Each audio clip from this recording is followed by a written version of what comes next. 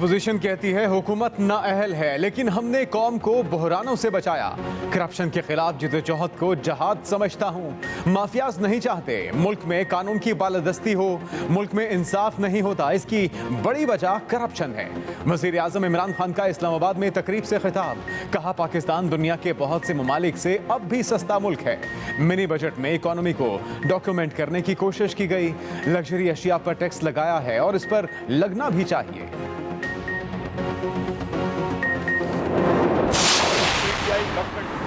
जिसने एक ही चीज में, एक ही एरिया में बहुत आला महारत हासिल की है, वो यू टर्न्स। हर बात जो दावा करते हैं उसके ऊपर मुकर जाते हैं, जो बात करते हैं वो पूरी नहीं करते। ये भी जो टैक्स फ्री बजट और मिनी बजट नहीं आएगा पीटीआई की ऐन रवायात के मुताबिक, जनाब स्पीकर, ये भी इन्होंने यू टर्न मारा। शहबाज शरीफ ने पीटीआई हुकूमत को मनहूस करार दे दिया। अपोजिशन लीडर का कौमी असम्बली में धुआंधार खिताब। कहा तहरीक इंसाफ से ज्यादा मनहूस हुकूमत कभी नहीं आई। ये किसी चीज को कंट्रोल नहीं कर सके। इनके बस में है क्या? हुकूमत हर बात से मुकर जाती है। मिनी बजट लाकर भी यू टर्न लिया। हमारा स्टेट बैंक IMF की तहवील में दे दिया गया। पाकिस्तान की थोड़ी बहुत आज़ादी IMF के हवाले कर दी। दूसरी तरफ कौमी असम्बली इजलास में हुकूमत के पेश करदा मालियाती बिल पर बहस जारी।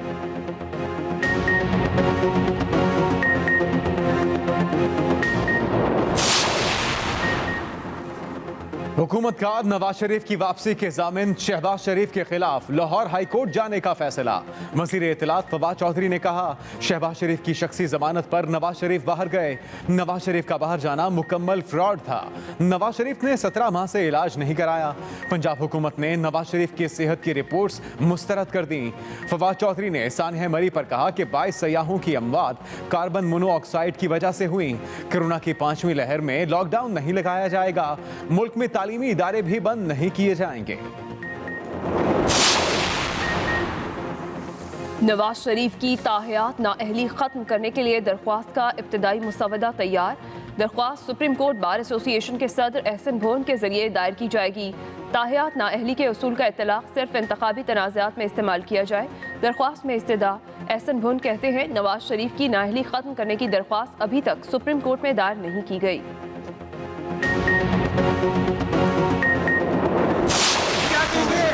जो है प्राइम मिनिस्टर साहब के ऊपर वोट ऑफ नो कॉन्फिडेंस की बातें की जा रही, कह रहे हैं कि पीपल्स पार्टी और ट्रोली जो है इसमें साके राय भी हो रहा है। तो समझते हैं इन हाउस तब्दीली आपको नजर आ रही है? इंशाल्लाह मैं तो चाहता हूँ कि हुकूमत पहले दिन चली जाए। मैंने तो पहले दिन कहा था कि ये नामाकूल है, इनसे हुकूमत नहीं चलाई जाएगी। साबिक सदर आसिफ अली जरदारी भी इन हाउस तब्दीली के हक में। नायब कोर्ट पेशी पर सहाफ़ी के सवाल पर साबिक सदर ने कहा कि इंशाअल्लाह बेहतर होगा। मैं तो चाहता हूँ ये हुकूमत पहले दिन चली जाए, इनसे हुकूमत नहीं चलाई जाएगी और अब वक्त ने ये साबित कर दिया। पीपल्स पार्टी के PDM का हिस्सा बनने के सवाल पर आसिफ जरदारी बोले मुझे नहीं मालूम, लेकिन मैं ऐसा नहीं समझता। मौलाना फजलुर रहमान पहले भी मार्च करते रहे। दूसरी तरफ एहतसाब अदालत ने साबिक सदर आसिफ जरदारी की न्यूयॉर्क प्रॉपर्टी केस में जमानत मंजूर कर ली। आसिफ जरदारी की जमानत कबल गिरफ्तारी की दरखास्त भी मंजूर।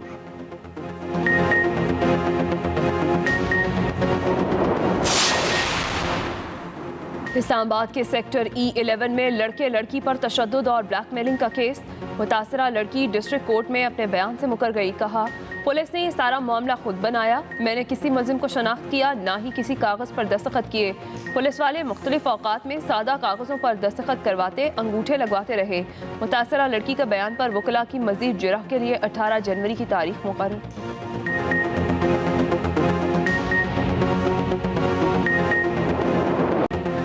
मरी जाने वाले रास्ते सयाहों के लिए 5वें रोज भी बंद। होटल सुनसान, सड़कों पर सन्नाटा।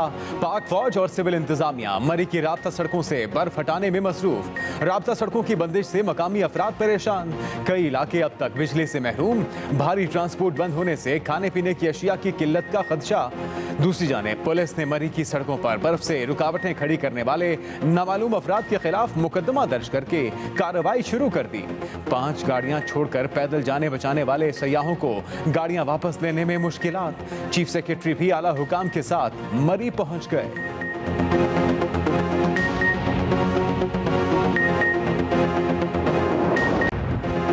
आवाम मरी जाने से बाज नहीं आ रहे। हालांकि अभी सयाहों के जाने पर पाबंदी है। मरी में अभी तक बहुत ज़्यादा गाड़ियां फंसी हुई हैं।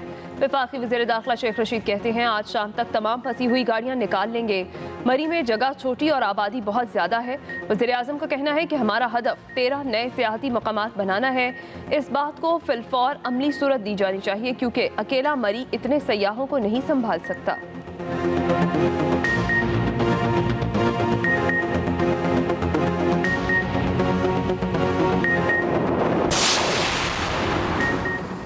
KMC एम्प्लॉयज़ कोऑपरेटिव सोसाइटी को ज़मीन की अलॉटमेंट मनसूख। सिंध हुकूमत की जानिब से दी गई मंजूरी भी गैर कानूनी करार।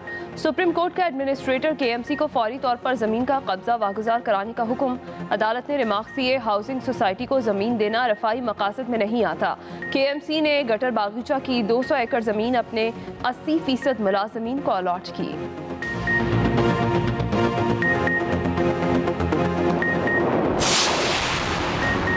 शाहरुख जितोई ने निजी अस्पताल में 8 महीने कैसे गुजारे? जेल से अस्पताल मुंतकली कानूनी थी या गैर कानूनी? तहकीकात शुरू ना हो सकी।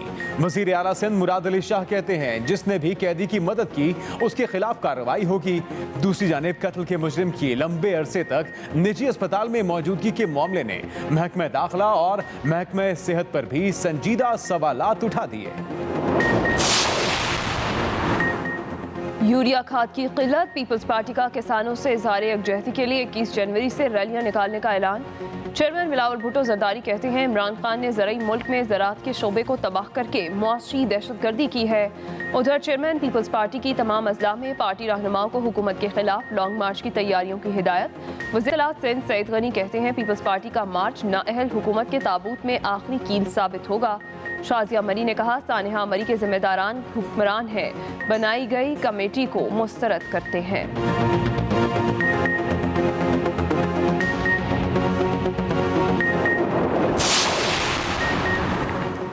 MKM पाकिस्तान ने सिंध का बल्दियाती कानून अदालतों में चैलेंज करने का ऐलान कर दिया। रहनुमा MKM पाकिस्तान कंवर नवीद जमील की दीगर रहनुमाओं के साथ न्यूज कॉन्फ्रेंस। कहा सिंध हुकूमत ने हल्का बंदियां सियासी मफादात के लिए की। कराची पर कब्जे की कोशिश की जा रही है। पीपल्स पार्टी के हर दौर में कराची नाइंसाफियों और महरूमियों का शिकार रहा।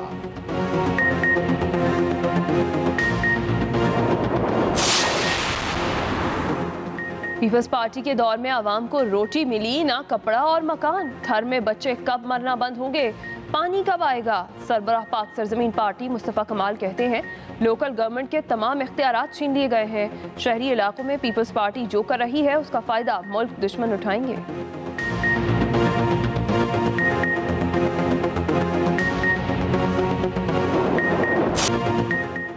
कोरोना की सूरत हाल हर गुजरते दिन के साथ खराब। मरीजों की शरह में मुसलसल इजाफा 3.33% तक रिकॉर्ड। 1467 नए मरीज रिपोर्ट। एक दिन में मजीद 2 अमवात। वज़ीर आज़म के मुआविन ख़ुसूसी मलिक अमीन असलम का कोरोना टेस्ट पॉजिटिव आ गया। उधर खैबर पख्तूनख्वा में ओमिक्रॉन के मजीद 9 केसेस की तस्दीक। मरीजों की तादाद 22 हो गई।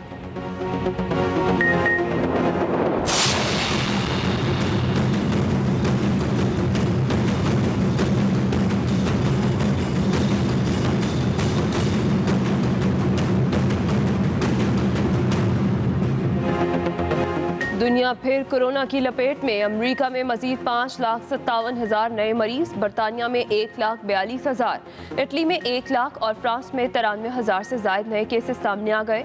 मैक्सिको के सदर दूसरी बार कोरोना में मुब्तला। भारत की लेजेंड गुलकारा लता मंगेशकर को भी कोरोना हो गया। SSP को टोल टैक्स ना देना महंगा पड़ गया। कराची के इलाके गिडाप में रात गए टोल प्लाजे पर पर्ची न कटवाने पर अमले और ड्राइवर में तलकलामी हुई। अमले ने SSP साकिब इब्राहिम, बेटे आरिफ और ड्राइवर आसिफ को तशद्दुद का निशाना बना डाला। वाक़े में SSP, उनका बेटा, ड्राइवर और टोल प्लाजे का मुलाजिम शबीर अहमद जख्मी हो गए।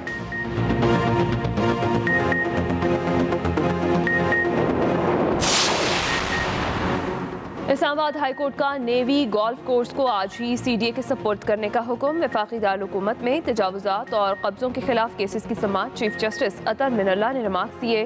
जब हुकूमत के इदारे तजावुजात नहीं करेंगे तो फिर किसी और की भी हिम्मत नहीं होगी। गरीब के लिए कुछ नहीं होता, बड़े आदमी की चीज़ें रेगुलराइज हो जाती हैं। अगर वफाकी दारुल-हुकूमत में भी कवानीन पर अमल दरामद नहीं हो सकता तो बाकी क्या होगा। इस्लामाबाद हाई कोर्ट का चीफ कमिश्नर को आज ही मोनाल रेस्टोरेंट को सील करने का हुक्म। चीफ जस्टिस अतहर मिनल्लाह ने रिमार्क्स दिए कि आम आदमी तो नेशनल पार्क में घुस नहीं सकता, ये अशराफिया की वजह से है।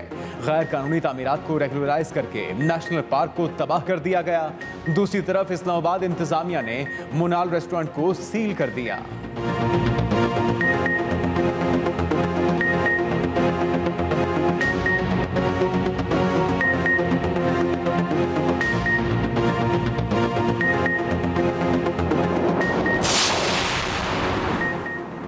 इस्लामाबाद के बल्दियाती इंतखाबात में EVM के इस्तेमाल पर अहम पेशरफ। वजारत साइंस एंड टेक्नोलॉजी का इलेक्शन कमीशन को इलेक्ट्रॉनिक वोटिंग मशीनें फराहम करने का फैसला। अप्रैल तक 3900 मशीनें दी जाएंगी। वजारत साइंस इलेक्शन कमीशन को तकनीकी मुआवनत भी फराहम करेगी।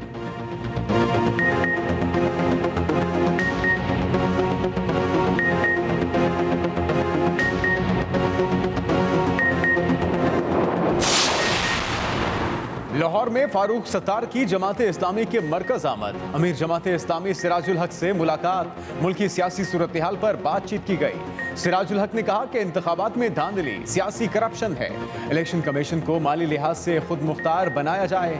फारूक सत्तार ने कहा कि हमें शफाफ इलेक्शन के लिए मिलकर काम करना होगा। अगर एक दूसरे के साथ गुफ्तगू हो तो रोड मैप वाज़ेह कर सकते हैं।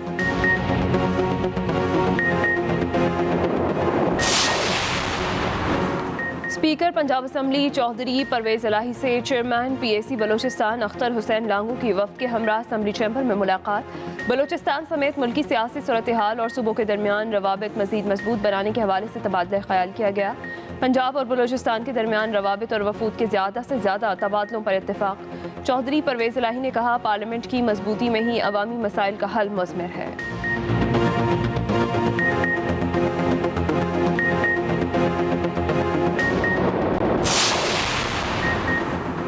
भारत में मुसलमानों को खत्म करने की खुलेआम धमकियों पर जावेद अख्तर भी बोल पड़े।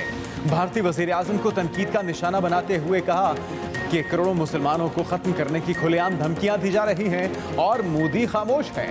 मोदी ने इस पर रद्द अमल क्यों नहीं दिया।